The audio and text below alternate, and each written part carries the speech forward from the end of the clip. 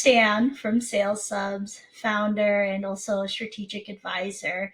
I've been in B2B sales for, she's 10 plus years now, working in startup or startup like companies. So, been through the ringer, know all the happenings and knowings of what it's like to be in a startup. And started SalesSubs a few years ago, actually, but recently really branded it and put it to market. And we're really focused on giving these startup or startup like companies the ability to implement sales and sales teams on a subscription level and having access to that without having any boundaries. So, really excited to be on the show, and I'm excited to talk to you, Brendan. One of the interesting things, it's like anything in life. Over the past 10 years, I mean, I bet everyone says this, more has changed over the past 10 years than the previous 50 years. What would you say was something maybe like when you initially started this in the early days of the 2010s, which feels crazy to say that that was 10 years ago. What would you say was probably the biggest shift you've seen, especially or something you had to relearn from those days where, I mean, back, I remember when I was like, Instagram was becoming popular, social media was becoming popular. Sequencing was a cool thing that no one really heard of. They could send out emails automatically. Now we're at AI. What have you seen kind of as the biggest shift, especially over this time frame? Yeah, that's a really great question. So when I first started out my sales career, I was very much more of like a business development role. Mhm. And that had a more traditional sense where we were cold emailing, cold calling, very traditional sales pipelines. Now, and even with sales subs of how agile we Mhm. are, we're talking about AI agents and AI BDR reps. And I'm seeing amazing productivity levels, which is Mhm. great. You get really automated on your sales processes. But I'm noticing there is no agent or AI bot that's really going to replace foundational sales and strategy from a go to market perspective. I mean, having vision and thought leadership and how to interact with other humans that maybe are on a C level or VP level Mhm. is information you have to have, one, by experience, and two, having these conversations already with these high level folks. So it's really interesting how one way in the beginning it was very structured, Mhm. very kind of old school, and then now it's like, okay, we're going from that to how do we optimize, how do we get strategic, but we're also going to lean on AI to do some of that. So there's this dichotomy of these two things fighting against each other, and understanding and knowing where to have the human touch and then where to have Mhm. the AI touch. I think that's something that's always gonna be a battle with AI is where are humans in the loop? And one question I always like to ask people is, what is something you think that AI is not going to replacing yet, or at least a skill set a lot of people assumed AI was going to replace, but you haven't been seeing it being replaced yet? Yeah, it's gonna, like, in my world, since we're on the sales side, Mhm. Yeah. people call it appointment booking, quote unquote. Mhm. Um, and they think, utilizing a bot where you can send out cold emails and maybe like cold LinkedIn messages, Mhm. that's just gonna magically appear leads. That just doesn't happen. It is so, and we see this. It is so Yeah. competitive right now. So to grab attention from someone like an enterprise account that Mhm. you're targeting or someone specific to want to even talk to you has to be very highly tailored and relevant. And there's a bunch of tools to get you that edge. But if from a strategy's perspective, if you're at like a SaaS platform, for Mhm. example, you're going to market, how are you going to differentiate yourselves from competitors in the market? And sometimes when we start, especially startup founders, they get very caught up in, this is what we do, this is why we're great, here's all the technical reasons. But Mhm. if I'm like an SVP and I'm going through a problem with my org and you're not speaking to that, I'm not going to care about how great your product is. So it's like getting very big relevancy within what that specific persona is looking for. Mhm. That's very tough. Uh, Everything in life is so cyclical. So when I started my sales career, similar to you, it was heavily on cold calling, heavily on like in-person meeting booking, like showing up. Then tools came into play. Like this when HubSpot started becoming popular. You always had, Salesforce. Then it was this email sequencing. I can email thousands of people with this calendar booking thing. It's all automated. This is great. Now with AI, and because there's like a few common tools everyone's using, all the messaging sounds kind of similar. Everyone's doing the best practices because you threw what is the best practice as an entrepreneur to do a sales cycle, copying that prompt from ChatGPT and doing it. Now I'm seeing the inverse where now like cold calling is becoming popular again. Right now I was doing a few sales activities and I said, hey, can I show up to your office? When I started my career, I could never get a meeting in person. Everyone I'm reaching out to is like, "Oh, please visit me in person." Like this, Yeah, no one's asking, and it's this human touch that's becoming popular again. I think like anything else is you always have to stay one or two steps ahead. But it's just so funny that what I was told in my career, like people don't want to meet in person, book all virtual for virtual. Now we're kind of seeing the opposite because AI, like you said, you have to be so good, and people are like anything else in life, kind of lazy, asking ChatGPT for a 3 email sequence, uploading it, and not getting those conversions just because it's just so spammy at this point. it's so spammy. And it's so interesting that you point that out because we can all do that. We can all just go chat GPT, plug it in, Apollo, use any of these, use SalesLoft. But like where I'm seeing the disconnect is since we can all do that and we all have the access to the same information, it all goes back. I'm going to repeat this a lot in our interview. It's going to go back to foundational sales strategy. What am I as a leader of a VP of a company struggling with? And you can get this information from earnings calls or just being in the industry, going to trade shows. So these are more in person things that chat GPT AI models are just not going to pick up. And what is your one message to me? Because sometimes you may only have one shot to get me on the phone call with you. And so that's like the in-person touch. We have a sequence right now. It has like a 51% open rate with one of my clients and a 20% reply rate for both. Yeah, it's crazy. And the single message, all it says is, "Hey, Brendan, I saw you were at X trade show. We recently talked about X.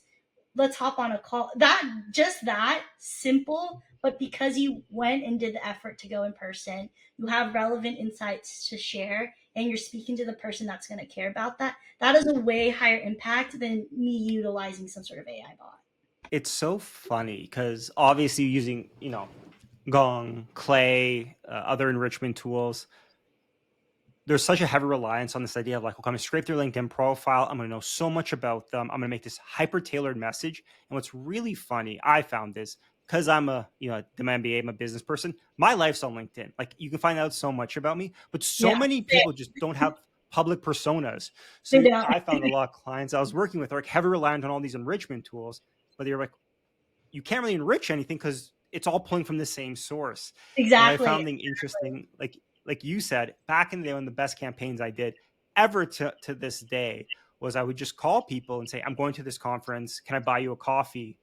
And this is a classic sneaky salesperson thing because I couldn't afford the conference ticket, a few $1,000s. I just kept booking coffee chats outside the conference. But because it was the same thing, like free coffee, it works so much better because, like you said, it's connecting back to a real personal thing. I'm going to Mm, be here. Let's have a conversation. Or, and you said, if you meet someone at a conference, that easy follow up is just so much more impactful because wordsmithing can only do so much. People exactly. may or may not read it, and there's only so much you can do with that. Have you found, especially now with, and this is a class, this is like every role, with a lot of the use of AI, especially when you're working with your clients, that people are almost undervaluing sales in the sense of saying, like, why do I need sales strategy? AI can do this all for me. Do you still think that's kind of the big disconnect now where people, because they haven't tried it yet, are overestimating how good AI can be at generating a strategy when in fact, my belief is that the strategy is still very important. AI can help implement, like not implement, but like accelerate the strategy and get the tasks done, but you still need that strategy part. How have you found working with your clients kind of that maybe that hesitation, like, well, why would I pay someone? I can just use AI for this. Is that really still a big sticking point? Or have people kind of passed that now and realized, oh, this is harder than I thought? Yeah, I think that's such an interesting question because I just had a conversation with a client with this today. I think it's a little bit of both. I think those who are inexperienced in how sales work default Mm-hmm. to, I can pay a subscription fee for an AI bot to do that, and I'm good. Mm-hmm. I've covered that basis. Usually, these are people who may not understand go to market. I think Mm-hmm. those who are in go to market, been around go to market, understand how that works, and know that it's more of an automation tool and that the basis is going to go around strategy. And strategy comes from the leadership within the Mm-hmm. company, which is coming from the founders. And then this is going to get on the human level. This is something AI cannot do is your vision. What are you doing within the company that's innovative? Where are you bringing the company so that other Mhm. users or customers care about what you're doing? That goes to the founder. So that's something to disconnect. That AI is just not going to think of it as like another automation tool for us to, okay, we have a great foundation of what we're doing and vision of what we're doing. We believe in it. Let's utilize these tools to help bring that in. And then from a sales perspective, I mean, I'm having conversations right now where people are worried how competitive the market is. So even getting, if we're talking about a very early stage, funding is really difficult. You can't, if we have access to the same information, the same, AI models, Mhm. we're all getting the same information from that place as well. So how are we going to stand out, and how are we even get in front of investors that want to even care about us? Right. And then from like a later stage company, the question becomes around, well, the market is so uncertain right now. I need to onboard these sales reps to build my sales because sales are dipping, but I don't have the budget in order to do that. So Mhm. what is the in between here? And I think that's what we do at SalesSubs so well is you get access to, the same plays, and plays are very effective for a monthly plan. Essentially, like it's Mhm. crazy. And it's that's what's really resonating with clients of mine is that they're in that in between. Kind of touching on that, what have you found the biggest difference, especially around the sales cycle between a early stage startup and maybe more on the enterprise side? Is it a different focus, a different skill set? Kind of what differentiates a startup sale process versus a enterprise multinational organization? Maybe not that big, but like from the larger, more established companies typically. Yeah, that's a great question. I think this is going to be biased. At SalesSubs, we Mhm. have certain plays that have tried and true that work Mhm. very well, but they're tailored around the company and the client we work for. So I'd say for the startup folks, we really focus around strategy, go to market messaging, positioning, and leaning less on cold sales plays and more referrals, partnerships, current customers, upselling current customers. That's also very important. Trade shows, webinars. So less of cold, cold, cold. Let me reach out, thousands of emails, thousands of messages. More, let's position ourselves. Let's build what we have on the basis of our foundation. Let's create sales plays for these specific reasons, as the ones I've Mhm. named. And I would say the later clients that we work with, that's more lead gen. So how do we get in front of others? If we're targeting enterprise accounts and we're a later stage company, how are we going to get into the referral of speaking to the person we need to? Maybe we need to penetrate users of our platform Mhm. and then ask for, hey, can you introduce us to your leadership? So those are kind of the sales plays we're doing, but how we go about that is very similar. But the structured sales plays that have been tried and true, at least the way we structure it. It's really funny because I work for a plethora of different sales organizations, and with the startups, especially hiring new reps, the classic thing that always happens is, I always get a question from new reps saying like, well, where's our content? What's our strategy? Who's exactly our ICP? What's the perfect positioning? And a lot of times the answer is, we don't know. Like, Yeah, you it's figure very it hard. out. It's no one knows. And on the enterprise side, when I used to work there, it was so different because like, this is our script. This is the exact, like, it was such a militant focus because they knew what worked. And also, which was really funny, working for a big org, awareness wasn't an issue. Where, if like, oh, Yeah, we're HubSpot, everyone knows who we are. We don't have to convince them why they need a CRM or what's going on. It's kind of that learning experience. But at the end of the day, the ability to connect is really the difference, and kind of being innovative in how you're going to get in front of people. What I'm finding, I mean, and maybe you have something similar, is that right now, especially when talking to recruiters or either other organizations looking to hire, whether it be resources or sales individuals, this idea of sales reps having to almost be like product people these days because there's so many tools, it is so complex. Do you think that to be successful within sales, you have to be a little more product focused?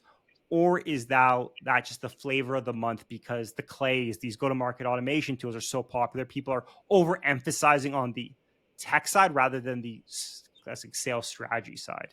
I think it goes back to, again, foundation and the strategy of what the company's actually doing. So what I mean by that is, yeah, we can use Clay and we can go scrape a bunch of LinkedIn profiles and earnings Mhm. calls, and then maybe we'll go, email the VP and SVP, and then Mhm. use ChatGPT to filter these messages for us and automate it all, right? Like Mhm. that can be a strategy, and I think it can be effective. And I'm not dismissing anyway. I think it's all important, but I Mhm. think when it comes down to should they be product focused? Should it be more sales focused? I think it really goes to, what are we doing that's innovative? Mhm. Why do people care? Like creating messaging around that. Mhm. And then three, the sales plays that we're doing, are they effective currently in today's market? So does scraping earnings call and cold emailing these VPs make sense? Or does it maybe make sense to build our partnership sides, and maybe we talk to people who are siloed within our industry, and maybe we create a referral system where now that's our main lead gen? Mhm. So I think it's, the word architect is going around right now in this world about being a sales architect or engineer architect or AI architect. There's some truth to it. I don't want to go into the Yeah. overhype, but I think it's taking these really, just taking these puzzles pieces and putting them together in an overall go to market strategy outside of cold emailing, cold DMing, and maybe the traditional one off trade shows here and there. You need to think broader. You need to think of use cases. I just had a call with a founder recently, and she is launching a platform for busy moms and using Mhm. AI assistance for busy moms.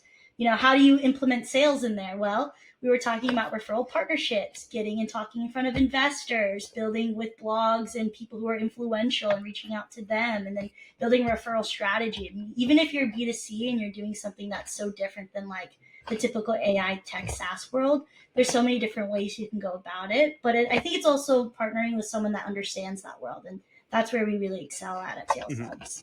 Like anything else, I find sales typically is undervalued in strategy and experience required, just Yep. due to the fact that as a most CEOs probably come from the business side. I'm making a pretty big assumption here, so they understand sales to some extent or business to some extent. They don't understand the technical side.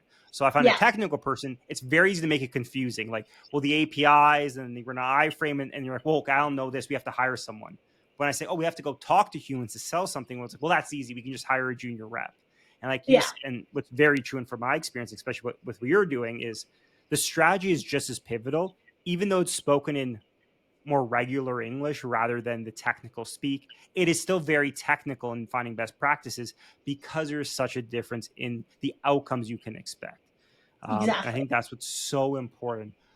One thing that's always it's always so interesting is the uniqueness, I think, of this. And I think one thing I always used to tell people in organizations, and with data, I feel this, people get way too confused.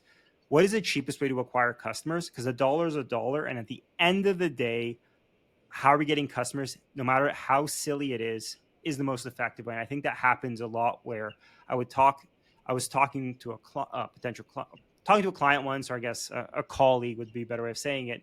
And I said, why don't we, as you'll see on my LinkedIn, you're like, so why don't we just send donuts to people? And they're like, well, that's so expensive. It's $5 for donuts. I can send an email. But you realize your cost of acquisition is $30. So a Exactly. $5 donut or start is so much cheaper. And I think sometimes you're afraid to spend money when you're not realizing all these emails, like costs are everywhere. What is the Yeah. cheapest way to get customers? And like you're saying, being creative and unique is really how you cut through the noise and making sure you track that. Exactly. A Funny enough, a very hot take I heard last week was the fact that, as you said, with all these engineering roles, go to market engineer is the new hottest role that Clay invented now that everyone's hiring for with really good salaries. The hot take I heard was that in a year, that role won't exist anymore because AI systems will get so good, they'll all auto integrate. So instead of having an engineer to connect the Clay API to your Outreach API to your HubSpot API, well, now it's just one button to do. So now this technical part of the job will almost disappear. It became so complex with all these tools. But because AI is so powerful, it may simplify it down. And the hot take was go to market engineering won't exist possibly in 6 months to a Listen, year these because roles it'll will integrate. always, yeah, they'll always Always change, exist. always be automation. But again, I'm going to bring it up. Why are we, who are we going to? Why should they care? Because if we all have access to these tools, then competition would really just be kind of obsolete at that point. So it's like, how are we going to stand up? How are we going to, be a part of the Mhm, crowd, but stand out of the crowd? And mhm, then again, it goes back to the human interaction. If my inbox is getting flooded with all these tailored emails saying the same similar things, mhm. I don't care about these, ways that you're reaching out to me. I care Yeah, about how I'm going to move my AI strategy within my own org. That's what I want to be spoken to about. So, yeah, I totally agree. It's just these will always be a cyclical it, thing, but it's it goes oh back to the human connection. it's always the human connection and making the sale as effectively as possible.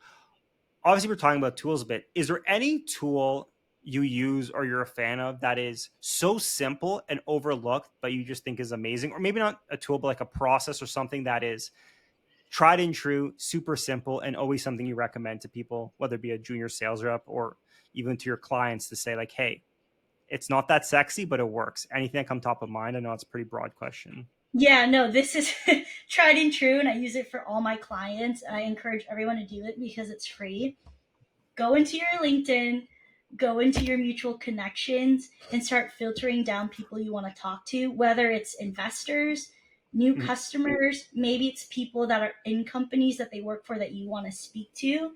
And the only message you want to send to them at first, if your goal is to just hop on a meeting and learn more or potentially pitch to them in the future, Mhm. is hey, Brendan, I saw we had mutual connections in X, Y, and Z. Would love to connect here. You'll get about like a 60% acceptance rate. And we do It this is, all yeah. day, every day at SalesSubs. Like it's a very free, simple way to get your foot in the door, get conversations going. And then what you say after is really important.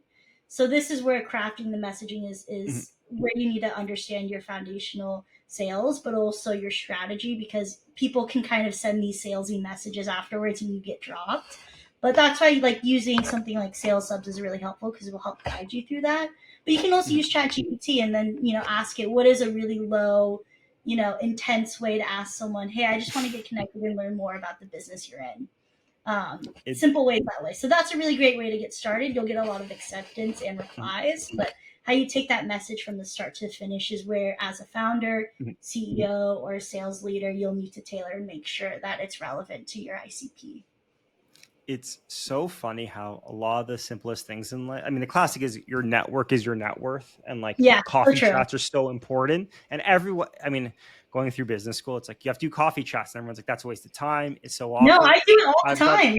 all the time. Literally, that's how I got all my jobs has been through coffee chats. And then Same. I tell other students in undergrad being like, you have to do coffee chats. And they're like, does it make a difference? I'm like, everyone you talk to will always go back to coffee chats are so effective. And like you said, it's I want the best advice I've heard from like my sales leader back when I was, learning sales was just like pick up, call them, ask them, make a connection. I think like with all the like all these tools, you're trying to automate everything. At the end of the day, what are you trying to do?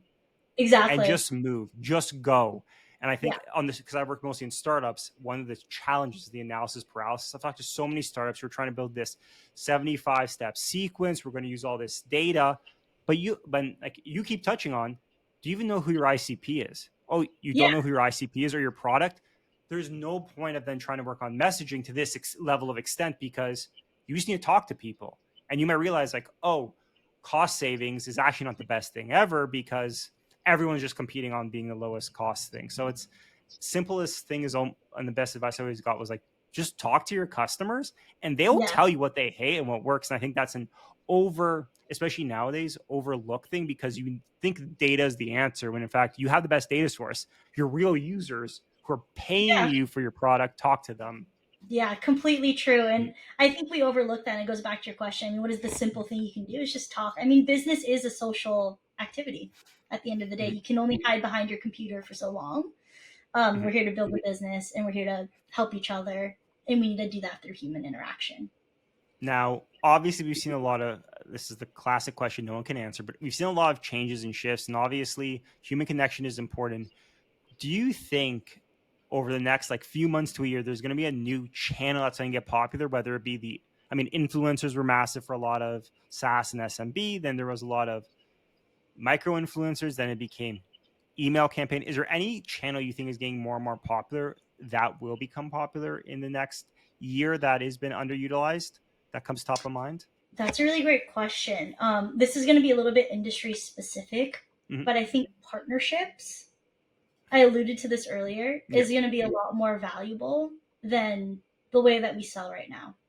And partnerships could mean maybe we're partnering with influencers, maybe we're partnering with influencer groups, maybe we're partnering with cohorts, maybe we're Mm-hmm. partnering with other companies that are trying to solve a similar problem but with different departments. I think we're going to see that be more of a bigger sales priority, because now in the market it's so saturated with these AI agents and cold outbound. It's just becoming so hard to grab attention that the way we grab attention now in terms of the sales process is not what's going to be most efficient. And I think we're going to lean on that human touch and that human point, and that's going to be through referrals and partnerships. That's the way I think it probably is going to go once this market of the way we sell now with AI is going to be overly saturated. So we'll see if I'm right. Yeah. No, and I mean, with my role being head of partnerships in my organization and mostly how I've done a lot of my sales, I 100% agree with you. First, because we keep touching on the fact of, even you said, like, using your connection network, having those mutual sales, or like, hey, do you know anyone? Oh, we both have a similar partnership, or other reseller agreements, people who have connection to your end users who are more connected and trusting. And I think that is always going to be more effective. I felt like you said people moved away from it, possibly because it was less scalable, Yeah, harder in the it's not sense of there's scalable. Yeah, fewer of them. But then at the end of the day, the best, again, a good advice I got from a lot of startup founders is you have to do unscalable things until they need to be scalable. And I exactly. remember I was mentoring a startup, and we're talking about like this outbound strategy. And I think this was a like university thing. So it's like, hey, just like go to local gyms and ask them how they, how they're going to use this jujitsu software. And they said, well, it's not scalable. How do I get to 1,000 gyms? And I said, you have 0 customers. This is not, if you tell me like, hey, I've booked so many meetings, I have no time, then we'll look for a solution. But let's Yeah, first get a demo first. And I think, like anything else, like you're saying, it's, we have all these ideas of when I'm a billionaire. And the classic, if you're working, all the young founders, especially in undergrad, I mentor a lot of them, they're like, you're talking about, okay, which Rolex am I going to buy?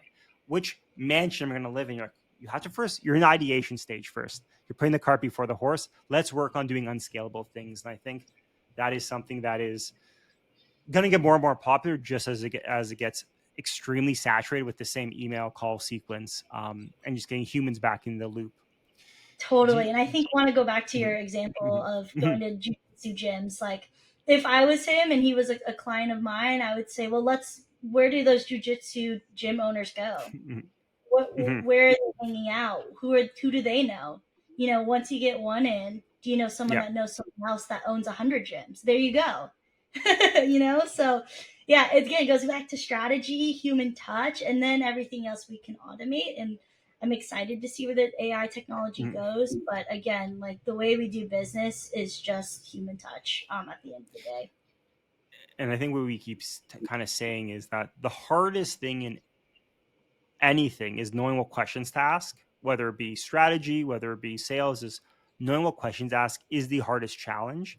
And AI can't really help you ask the question in the sense of you have to know what to ask AI. And oftentimes that is the hardest skill set to learn, because if it's your business, only you can talk about what your value prop is Exactly. because you Yeah. created it. And I think that is always the challenging skill that is probably, I'm saying, never going to be replaced, just because it's in your mind. And until now, we can't read people's minds. Until maybe in a year from now, that's the new channel, There's is a neural tele, link. the neural. That's why I'm talking around. Maybe the neural link becomes the next marketing thing where you just start Yeah. cold emailing people's brains. But until then, the ability you communicate and how you kind of get that strategy down is so important and pivotal, because I find AI now can help you run in the wrong direction a lot faster, Yeah, because you can do definitely. so many more things and get distracted. It's still kind of getting on that track and kind of focusing on that. Have you found that, and this is kind of a unique thing, have you found that, especially when it comes to older organizations with sales, and maybe this is the opposite, that there's I guess, are any of your clients hesitant to use AI, or do you find in the sales everyone's super AI focused? Because that's something I haven't really seen much of. Because obviously working with younger startups, they're very AI focused. Have you found any clients or individuals against AI and kind of not adopting it, or have you found it's pretty well accepted now just because it's so well marketed? Generally, I would say people are open to it, but how to use it becomes a Mm, question, and how to use it effectively. So the conversation will go, yes, we want to automate, yes, we want to be able to do it cheaper, yes, how can we have the edge that mhm, everybody else has, right? But then I ask them, okay, great, so what is our strategy? Who are we reaching out to? Why is this important? How are we differentiating? And if I get in front of a VP, what am I saying Mhm. to them exactly that's going to want to book a meeting with me and then go on a Mhm. call with me to pitch? That becomes a Mhm. question of, again, strategy, foundation. So I say very open to it, but how to use it and how to use it effectively, there becomes a Mhm. big question mark there. I think that makes a lot of sense, just especially when it comes to higher touch sales where there is more complexity. I found also their hesitancy around enterprise deals because the fear, which is a fair fear of like burning the bridge. Of I've talked to a lot of founders like, well, I need to sign off on every message.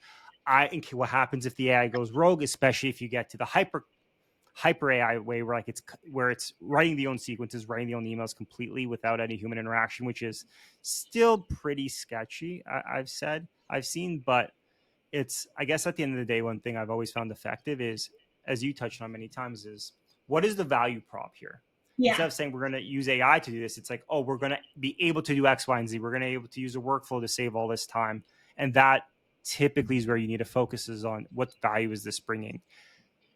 One thing I am maybe against, or hard to say, I've yet to be convinced, and I would love to hear your opinion. I've seen a rise in AI bot dialers where it's AI talking to you, trying to close the sale, convert the lead to demo. Do you think that is ever going to be as effective? I guess as effective, but do you think that's an effective thing, or where do you think the AI human interaction, at least right now, is kind of pushing it too far, or do you think, hey, everything is possible? It really just depends on your ICP. Do you have any views on how AI you can get before it gets too? Yeah, I hear you. And this is a really interesting question. We can't predict the future. Yeah. We don't know how well this technology is going to be. What I say now can completely change when the technology has been bettered in Mhm. 5, 10 years. Thinking about 10 years ahead of AI is very Mhm. scary, a very scary thought of how Yeah. good it is. But I will say, in today's current environment, I think people who are privy to technology and utilizing technology a lot can usually tell if it's AI or AI Mhm. generated. Usually, maybe Mhm. not in a video sense if we're not paying attention, or a picture sense, Mhm. but if it's voice and sometimes tooling, you can hear the fluctuations of the voice and can kind of tell Mhm. it's AI generated. So from a perspective of that, if you can notice something is off or different, Mhm. imagine getting a bunch of voicemails trying to sell you something with that tonality of that same voice. It gets very annoying. You start destroying trust, and your Mhm. brand is wrapped around it. So in a way, I think it could be hurting the company or the brand, or Mhm. the being Mhm. aware of what we're selling. But who knows in 5 to 10 years? I think right now it's not where it needs to be yet.